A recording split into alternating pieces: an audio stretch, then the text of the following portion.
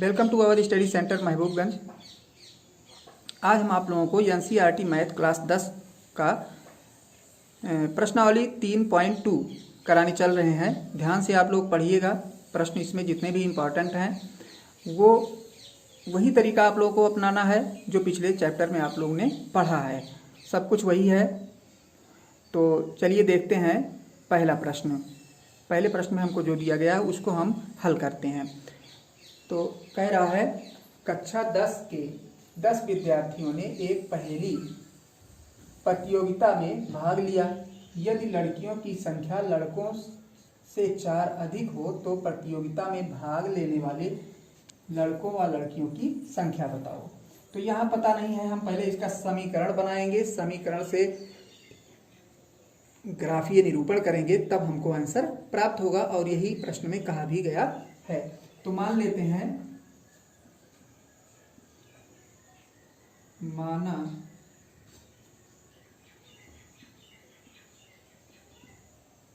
लड़के बराबर x हैं और लड़कियां जो हैं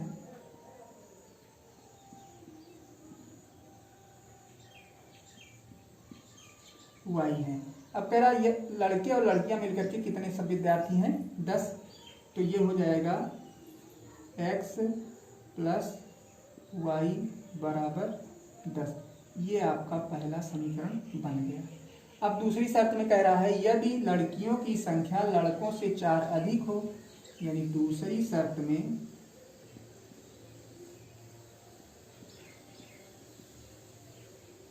लड़कों की संख्या कह रहा है यानी x बराबर y। इसमें कह रहा है कि लड़कियां जो हैं, लड़कियां मतलब y, ये 4 अधिक हैं किससे? लड़कों से। लेकिन हमने बराबर का निशान बीच में लगाया है तो यहाँ पे हम अगर 4 जोड़ देंगे तो लड़के और लड़कियां बराबर हो जाएंगी।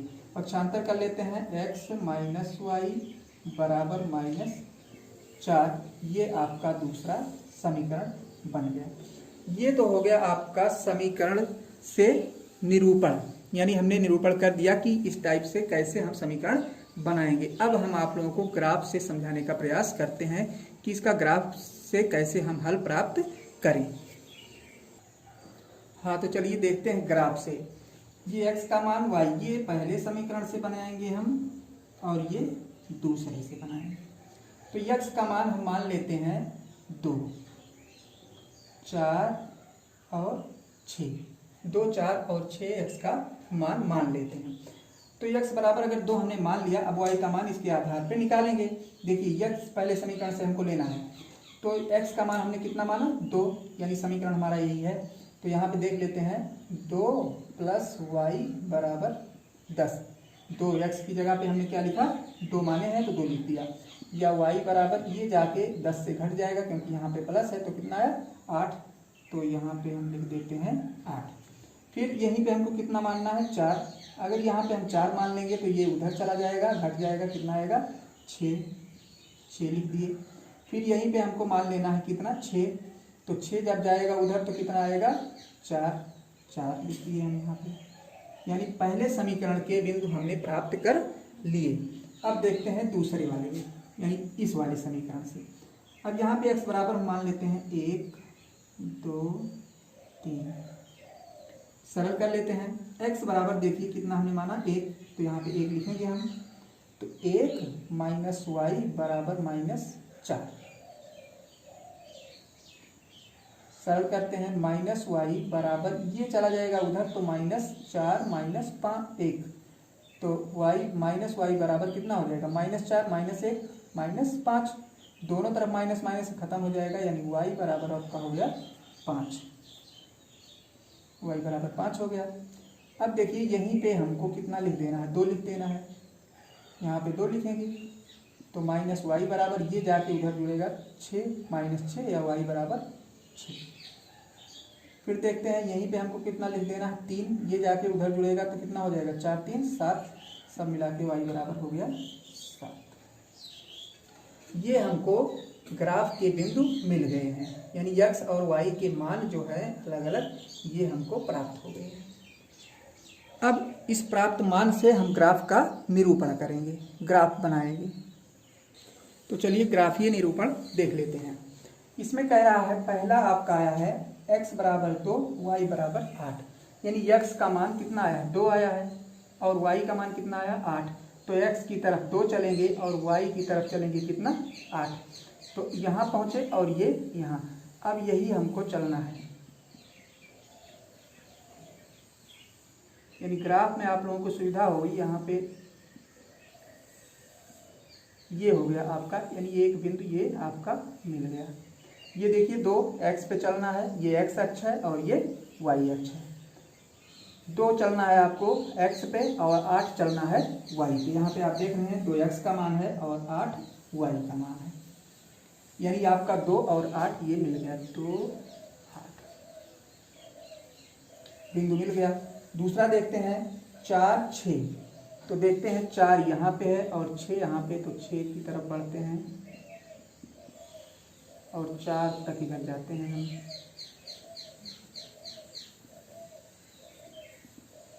ये आपका 4 6 मिल गया, 4 6 बिंदु 4 6 मिल गया। फिर 6 और 4 आपको देखना है, 6 और 4, तो इस बार कितना था 4 था, x का मान 4 और y का मान 6 हो गया। इस बार देखना है x का मान आपको देखना है 6 यानी ये, और y का मान देखना है 4।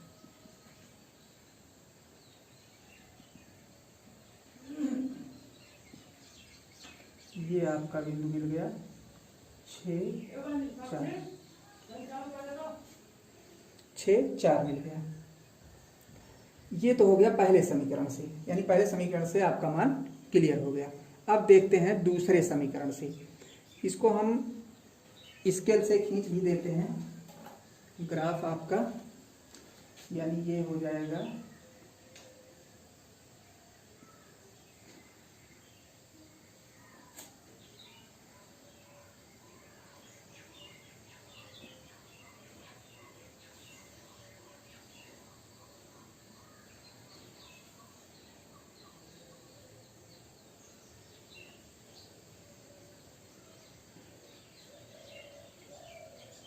ये आपका ग्राफ बन गया पहले समीकरण से।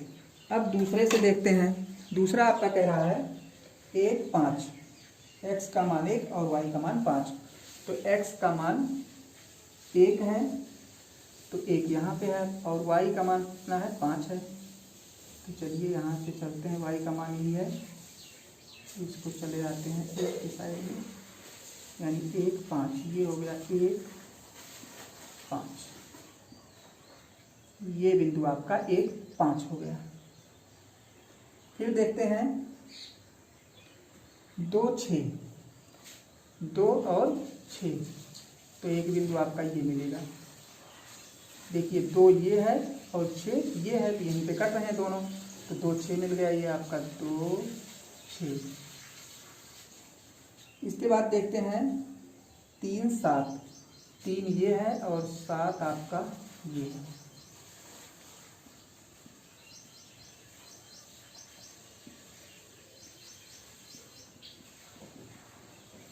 यानी ये बिंदु आपको मिल गया। अब यहाँ पे हमको देखना है, इसका भी ग्राफ हम खींच देते हैं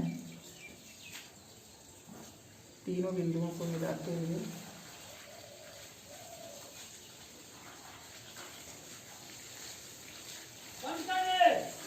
इस टाइप से जो है आपका, यानी ये आपका जो प्रच्छेद बिंदु है 3 7, ये रेखा थोड़ा टेढ़ी हो गई है। ग्राफ पे आप बनाएंगे बिल्कुल सही बनेगा।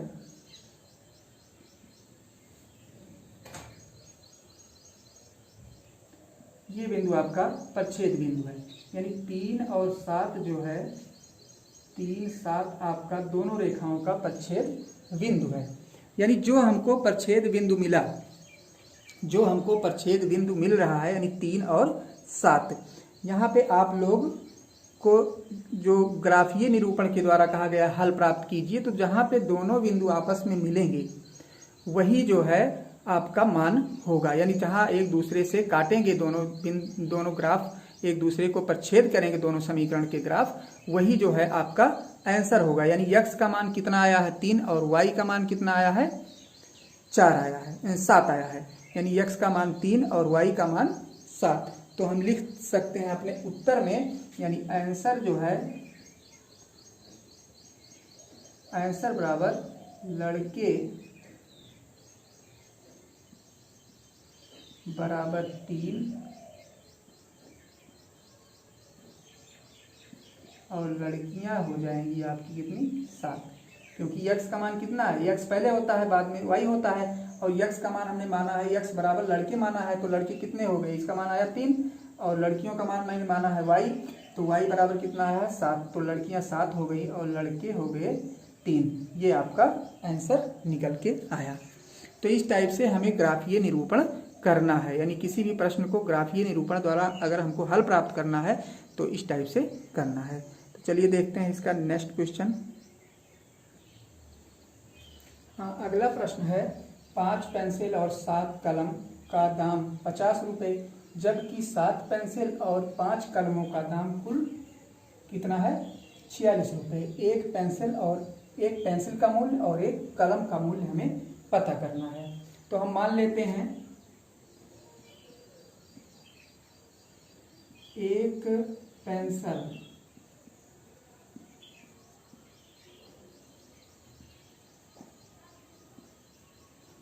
पेंसिल का मूल्य जो है बराबर x और एक कलम का मूल्य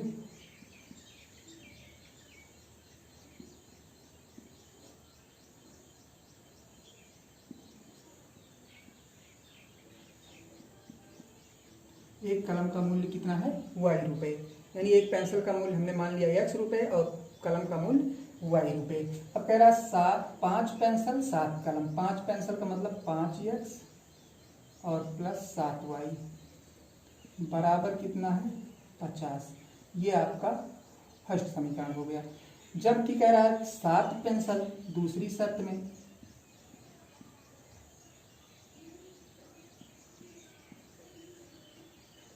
दूसरी शर्त में कह रहा है 7 पेंसिल, इसी का उल्टा मतलब 7 पेंसिल कह रहा है, तो ये हो जाएगा आपका 7x और प्लस 5y। इस बार कितना दाम है 46 रुपये। ये आपका दूसरा समीकरण बन गया। यानी इस प्रकार से हम समीकरण का निरूपण कर लिए। अब हमको इसका क्या पता करना है, ग्राफीय विधि। तो ग्राफ के लिए पहले हम इसका कॉलम बनाते हैं। तो चलिए देखते हैं कॉलम हम कैसे बनाते हैं। अब पहले समीकरण मान लो हम लेते हैं। पहला समीकरण हमारा क्या है 5x प्लस 7y बराबर 50। अब यहाँ पे अगर हमको मानने में दिक्कत होती है, हम कितना मान लें कि हमारा पूर्णांक में आए, पूरा आए, तो इसके लिए हम आप लोगों को बता दे रहे हैं कि कैसे किस टाइप से हम पहले समीकरण को हल करके फिर माने। फिर देखिए इसको हम करते हैं 7y बराबर 50 माइनस 5x। 50 माइनस कितना हो गया 5x हो गया, ये जाएगा उधर तो कितना हो जाएगा माइनस 5x, या y बराबर 50 माइनस 5x और बटा ये जाके बटा हो जाएगा। अब x का मान हमें ऐसा कुछ रखना है, यानी x का मान हमें कुछ ऐसा रख देना है ताकि इसको ऊपर वाले को हम सरल करें तो 7 से पूरा विभाजित हो जाए। तो देखिए y बराबर 50 तो यही है, इसके बाद माइनस 5 है, अगर हम गुणे 5 कर दें, 5 नहीं 10 कर दें, 10 बचे 50, तो ये 50 हो गया और 50 में से 50 जब घट जाएगा तो कितना आएगा 0 आएगा। यानी y बराबर 0 बटा 7, तो काट देंगे 7 से कितना आएगा, ये आपका 7 0 0, यानी y का मान कितना आ गया आपका, y का मान कितना आया 0 आया, तो पूर्णांक में आ गया, कहने का मतलब 0 हो गया। हमने x का मान कितना रखा था 10, कहने का मतलब जब 10 रखते हैं x का मान तो y का मान 0 आता है। तो कहने का मतलब ये हो गया कि x का मान हम फर्स्ट टाइम कितना रखेंगे 10 रखेंगे, यानी x का मान 10 रखते हैं तो y का मान कितना आ जाएगा 0। तो ये हो गया x का मान 10 और y का मान कितना हो गया 0 हो गया। x का मान 10 और y का मान 0। दूसरी बार देख लीजिए, दूसरी बार हम कितना रखें, एक तो फर्स्ट टाइम ये हो ही गया। दूसरी बार देखिए हम क्या यहाँ पे कितना रखें, तो यहाँ पे अगर हम -4 रख दें, -4, तो 4 पंचे 20 हो गया, यानी 50 और माइनस माइनस का कितना हो जाएगा, प्लस हो जाएगा, 4 पंचे 20। तो ये हो गया आपका 70, यानी 70/7 बराबर कितना आया, 10। कहने का मतलब y का मान 10 आएगा कब, जब x का मान हम रखेंगे -4। तो x का मान -4 और y का मान रख देते हैं हम 10। अब इस टाइप से हमें 2 कॉलम 2 हमको मिल गया। अब हम 2 ही से हम अपना सवाल लगा सकते हैं। तो चलिए देखते हैं दूसरे समीकरण को। इसी प्रकार से हम अगला, यानी अगले का मान जो है x का मान दूसरे समीकरण में 8 लेंगे और -2 लेंगे। सेम इसी तरीके से जैसा हमने अभी आप लोगों को बताया, उसी टाइप से आप लोगों को करना है, 8 और -2। और जब इसका हम हल करेंगे तो आएगा -2 और 12। हम हल कर लिए हैं बाद में। तो इस टाइप से आप उसी तरीके से आप हल करेंगे तो ऐसे मान आपको रखना है, ताकि पूरा पूरा 7 से या जो अंक नीचे आया हो उससे पूरा पूरा कट जाए। तो ये हो गया आपका बिंदु, यानी ये आपका बिंदु मिल गया। अब हमें ग्राफ पर इसका निरूपण करना है और आंसर का पता लगाना है। तो चलिए ग्राफ पर देखते हैं। हाँ, तो चलिए ग्राफ पर देख लेते हैं। x का मान 10 है और y का मान है -4। तो x का मान 10, x का मान जो है 10 चलना है और y का मान चलना है हमको कितना, y का मान 0 है। x का मान 10 है और y का मान 0। कहने का मतलब x का मान हम चल दिए यहाँ तक 10 तक, और y का मतलब इसी पे रहेगा। ये बिंदु जो है हमारा इसी पे रहेगा। y का मान हमारा है, x का मान हम 10 लिखे हैं और y का मान 0 पहली बार। तो x और y से जो हमको बिंदु प्राप्त हुआ वो 10, 0 मिला। तो 10 x की तरफ गए और y की तरफ हमको बढ़ना नहीं क्योंकि 0 है। तो एक बिंदु हमको यहाँ पे मिल गया, ये है आपका 10, 0। एक बिंदु मिल गया। दूसरा देखते हैं, -4 और 10। -4 यानी x का मान कितना होना चाहिए, -4, और y का मान कितना होना चाहिए, 10। तो -4 देखिए यहाँ पे है ये, और y का मान कितना कहा गया है, 10। तो 10 यहाँ पे है। तो इधर हम चलते हैं और बढ़ जाते हैं लेके यहाँ पे।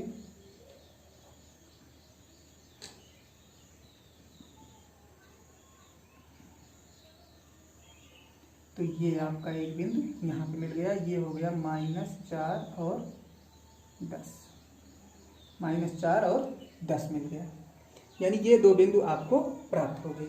अब चलते हैं दूसरे समीकरण से देखते हैं। x बराबर 8 है, y बराबर -2।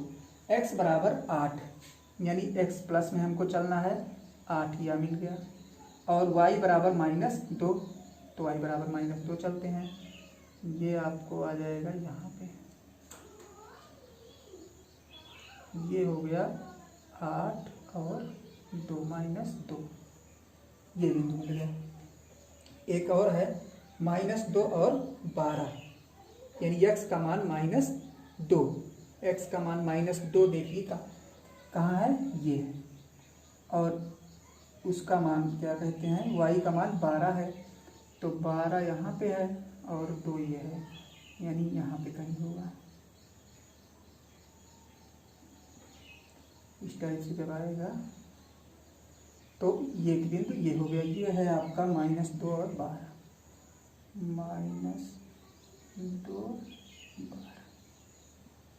अब हमको दोनों बिंदु प्राप्त हो गए। पहला वाला जो बिंदु मिला था ये और ये था, तो इसको पहले हम स्केल से मिलाते हैं।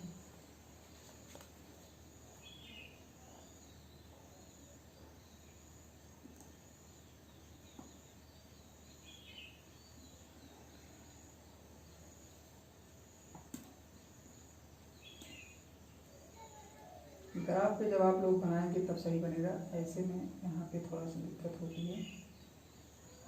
और दूसरा बिंदु ये मिल रहा है आपका, तो यहाँ से चलते हैं।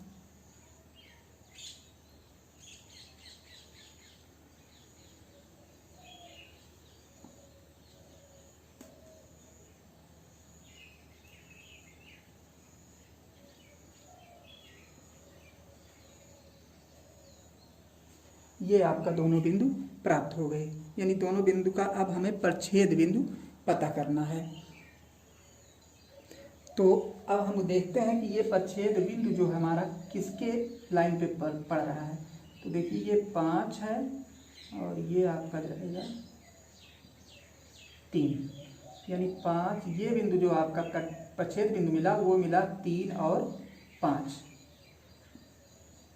यानी x का मान कितना मिला 3 और y का मान कितना मिला 5। तो हम अपना आंसर लिख सकते हैं, यानी आंसर x का मान हमने एक पेंसिल का माना था, यानी एक पेंसिल की कीमत कितनी मानी थी x रुपये, तो एक पेंसिल की कितनी कीमत हो गई 3 रुपये, यानी एक पेंसिल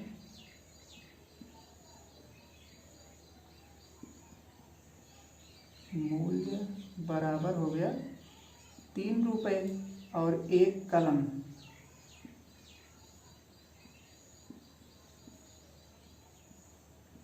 मूल्य बराबर हो गया 5 रुपये, क्योंकि कलम का हमने माना था y, तो y का मान आया 5 और x का मान आया है 3। तो इस टाइप से हम अपना सवाल हल कर सकते हैं और पता लगा सकते हैं अपने उत्तर का। तो चलिए देखते हैं अगला क्वेश्चन। तो चलिए देखते हैं अगला प्रश्न, प्रश्न नंबर 2। करा अनुपातों A1/A2, B1/B2, C1/C2 की तुलना कर ज्ञात कीजिए कि निम्न समीकरण युग्म द्वारा निरूपित रेखाएं एक बिंदु पर प्रच्छेदित करती हैं, समांतर हैं अथवा संपाती।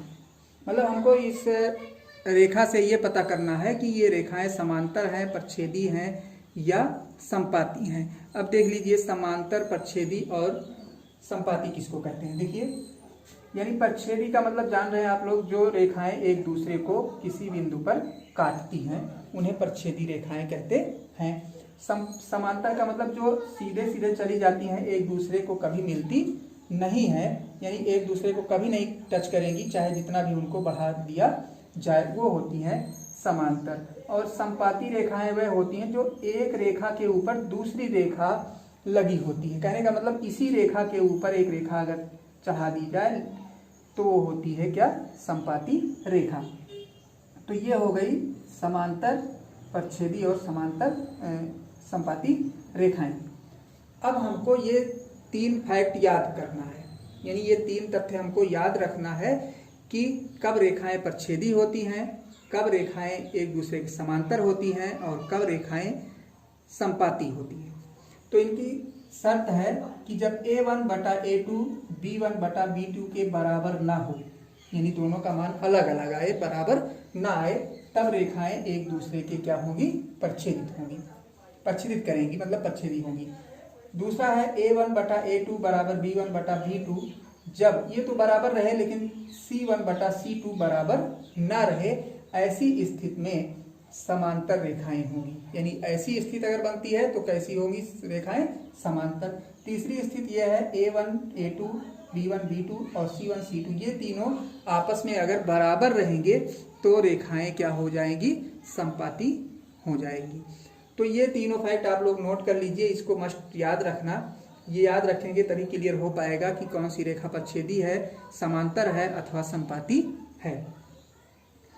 अब हम देखते हैं समीकरण, यानी ये समीकरण हमको देखना है। अब इसमें ये देखना है कि जैसे A1,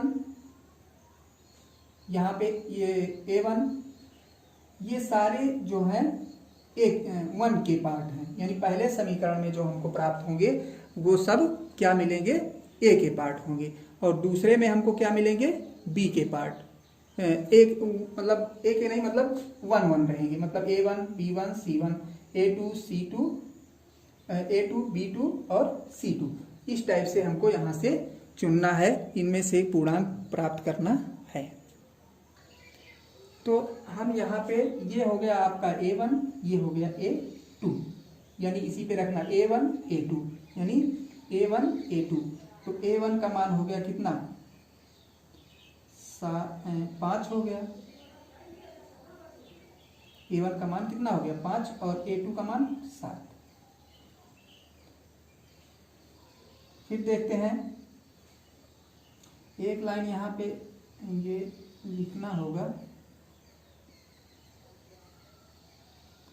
कि इससे तुलना करने पर, यानी AX1 BX1 और CX1 इस टाइप से हम तुलना करेंगे। तो वो लाइन जो है लिख दे रहे हैं हम, ये ऐसे सीधे सीधे इसको लिख लीजिए, यानी A1 बराबर कितना हो गया 5, B1 बराबर -4, C1 बराबर 8, फिर A2 बराबर कितना है 7, फिर B2 बराबर कितना है 6, और फिर C2 बराबर कितना है -9। ये मान आपको मिल गया। मान उसी से निकाल लेना, कुछ करना नहीं है, इसी में से आपको, जैसे A का मान हो गया, A का A1 B1 C1, A2 B2 C2, पूर्णांक लिख लेना है आपको। अब इसका हम बटा करके लिख लेते हैं, यानी 5/7 बराबर -4/6 तथा C का मान कितना आया है, C का मान हम देख लेते हैं 8/9 बराबर देखते हैं। अब यहाँ पे हम ये देख रहे हैं पहला वाला, इसमें देख रहे हैं कोई भी बराबर नहीं है, हम देख रहे हैं कोई भी बराबर नहीं है। कहने का मतलब A1/A2 बराबर नहीं है B1/B2 के, यानी ये आपका बराबर नहीं है, ये भी बराबर नहीं है, लेकिन उससे हमसे मतलब नहीं है। हम यहाँ पे देख लिए, यानी A1/A2 बराबर नहीं है B1/B2 के, क्योंकि यहाँ पे 5/7, यहाँ पे -4/6 आया है। तो ये रेखाएं क्या हो जाएंगी, रेखाएं एक दूसरे को प्रच्छेदित करेंगी, बस इतना ही लिख देना है। या यहाँ पे एक चीज और लिख सकते हैं कि A1/A2 बराबर नहीं B1/B2 के, तब रेखाएं एक दूसरे को प्रतिच्छेद करेंगी।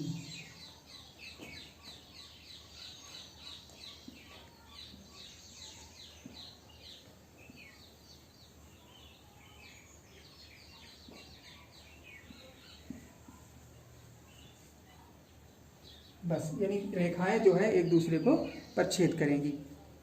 अब इसी टाइप से हमको अगला प्रश्न भी, इसका जो दूसरा पार्ट है उसको भी लगाना है, तो चलिए उसको भी देख लेते हैं। चलिए दूसरा प्रश्न देखते हैं इसका।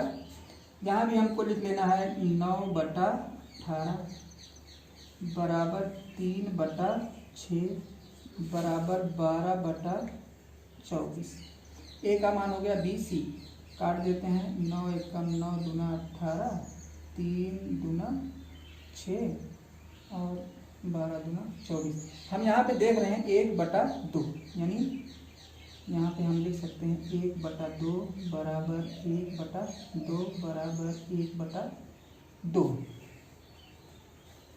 यानी ये तीनों का मान, यानी बराबर A1/A2 बराबर B1/B2 बराबर C1/C2, तीनों का मान बराबर आ रहा है। तो बराबर किस में आ रहा है, रेखाएं समपाती रहेंगी। अगर तीनों का मान बराबर आ गया तो अतः हम लिख सकते हैं रेखाएं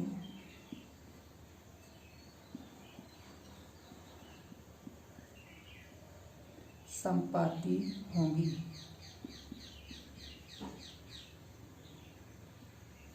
रेखाएं जो हैं क्या होंगी, समपाती होंगी। इसी टाइप से हम अगला देख लेते हैं। अगला है पहला और दूसरा समीकरण दिया गया है, तो इसको भी इसी तरीके से हम लिखते हैं 2/6 बराबर 1/3 माइनस माइनस दोनों में है बराबर 9/10। तो इसको काटेंगे 1/3 यही हो जाएगा, तो आपका आ गया 1/3 बराबर माइनस माइनस दोनों लगा प्लस हो जाएगा 1/3 बराबर 9/10 कटेगा नहीं, तो ये बराबर आपका नहीं है। तो हम यहाँ पे लिख सकते हैं A1/A2 बराबर B1/B2 बराबर नहीं है C1/C2 की, यानी ये टैली कर रहा है। तो इस टाइप से हमारा कौन सा मिल रहा है, एक दूसरे के समांतर होंगी, यानी देखिए A1/A2 बराबर B1/B2 बराबर नहीं है C1/C2 के। तो इस टाइप से अगर आएगा तो रेखाएं समांतर होंगी।